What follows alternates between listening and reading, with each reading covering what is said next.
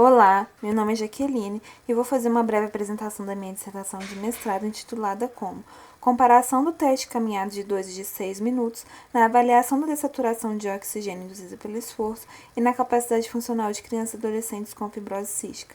O meu trabalho foi orientado pela professora doutora Carla Malaguti e co-orientado pela professora doutora Marta Duarte. A fibrose cística é uma doença genética autossômica multissistêmica e crônica e sem cura, que resulta na disfunção de diversos órgãos e sistemas, o que vai levar o indivíduo a apresentar um estilo de vida sedentário com intolerância ao esforço de saturação e, com isso, redução da qualidade de vida e aumento da mortalidade. Dentre os testes de campo mais utilizados está o teste de caminhada de 6 minutos, que é o teste mais utilizado para avaliar a capacidade funcional em doenças respiratórias crônicas, e é o teste de escolha para avaliar o grau de saturação de oxigênio.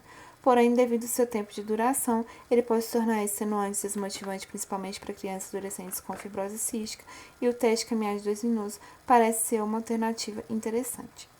O objetivo do trabalho é determinar se um teste mais conciso, como o teste de caminhada de 2 minutos, fornece informações da dessaturação induzida pelo esforço e da capacidade funcional similares ao teste de caminhada de 6 minutos em crianças e adolescentes com fibrose cística. Na tabela menção características da amostra, onde a maioria tinha uma média de idade de 10,3 anos, era do sexo masculino, apresentava insuficiência pancreática e eram eutróficos. A maioria tinha somente um alelo delta F 508. A maioria apresentavam colonização crônica pelas bactérias Staphylococcus aureus e Pseudomonas aeruginosa, apresentavam obstrução leve e moderada e apresentavam uma saturação periférica de oxigênio no repouso acima de 90%. Na tabela 2 e 3 estão os resultados de reprodutibilidade do teste de caminhada de 2 e de 6 minutos, onde a amostra apresentava um coeficiente de variação entre o sujeito baixo, demonstrando que a distribuição foi homogênea, e um coeficiente de correlação entre a classe entre 0,87 e 0,99 e 0,82 a 0,90, demonstrando que ambos os testes foram reprodutíveis. Aqui está a representação gráfica do gráfico de Blend-Altman, onde a maioria dos participantes ficaram dentro dos limites de concordância. Com relação à correlação do teste de caminhada de 2 de 6 minutos, podemos observar uma correlação moderada entre a distância percorrida entre os dois testes e uma correlação fraca entre os demais variáveis.